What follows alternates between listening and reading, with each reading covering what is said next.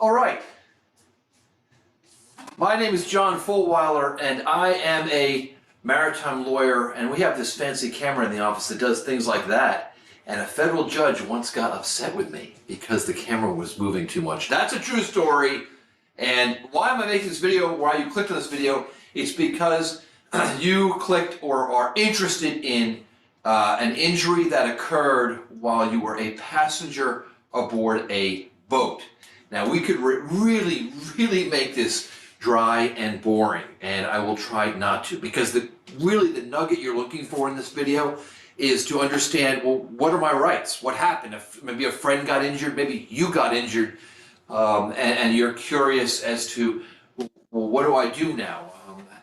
How do I proceed? Now, you always want to speak to your own maritime lawyer to understand, obviously, and this is going to sound like boilerplate because it is boilerplate, to understand your rights and remedies because your situation is unique, and you watching this video doesn't create an attorney-client relationship. But I'm going to give you some general information about passenger injuries on boats. So here's the takeaway.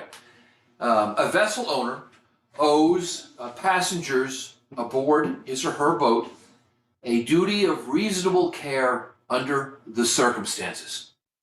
So remember, here in what we call tort law, or for your purposes, injury law, you've got two legs here, all right? You've got a fault leg, and then you've got damages, all right? So the fault leg means we don't, as a society, find someone at fault unless they've breached a duty, okay? That there was a duty owed and it was breached, all right? So there has to be another way to say it in very fifth grade fashion, is we can say there has to be some wrongdoing, all right?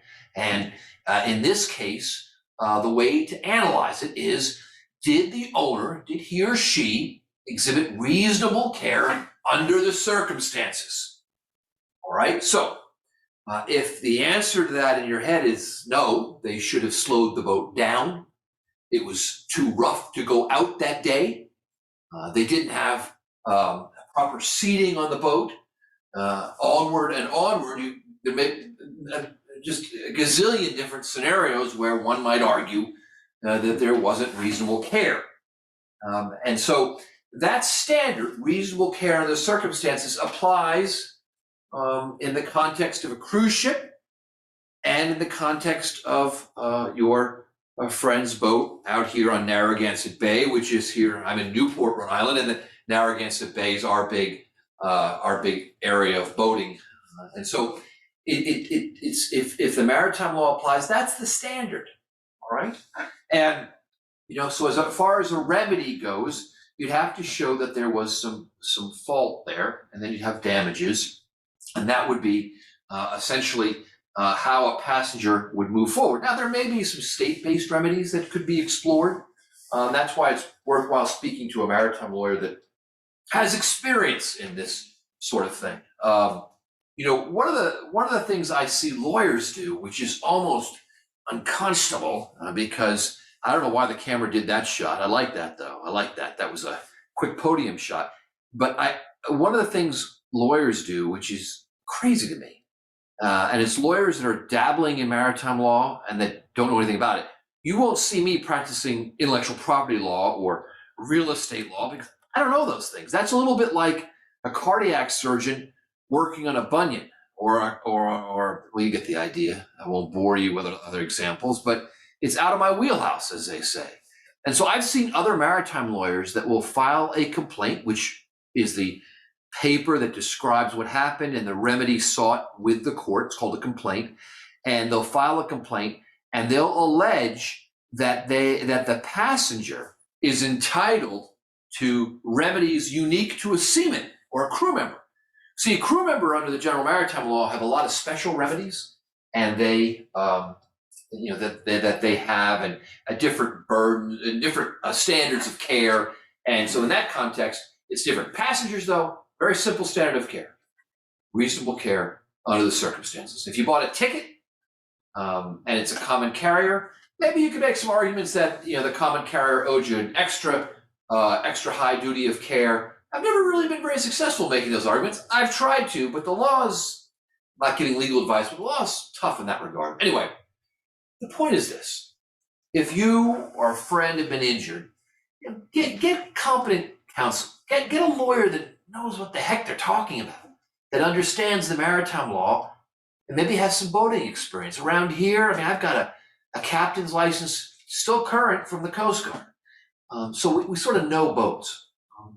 And then I think just some general concepts that are helpful in a situation where you're, trying to find a lawyer for a friend or you've been hurt, is take some pictures of the vessel. Try to screenshot maybe the weather for the day. Do a little fact gathering. And get some information together that'll support what you're trying to say. And even if you don't think, in your mind, like, I don't know what the fault was. I don't understand. Maybe you're not a boater. Well, in that case, don't give up.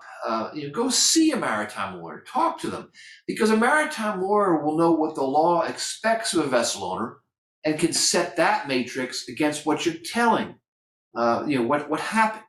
And so that can be helpful in identifying wrongdoing that you're not able to identify or not aware of, because perhaps you're just not a boater, or even if you are a boater, you don't think in these terms. I don't blame you for not thinking in these terms, but sometimes when you've been hurt or a friend's been hurt, there's a lot of medical bills involved, and the future. And I always say that to clients. I think the future is the most concerning aspect of it. What will that lumbar injury translate into downstream? And so my number is 1-800-383-MAYDAY. 1-800-383-6293 is the number. Our website is saltwaterlaw.com, saltwaterlaw.com. Always happy to answer any questions or concerns you have. And I think that this very brief synopsis of the duties owed a passenger hopefully be helpful to you. Good day. Thanks.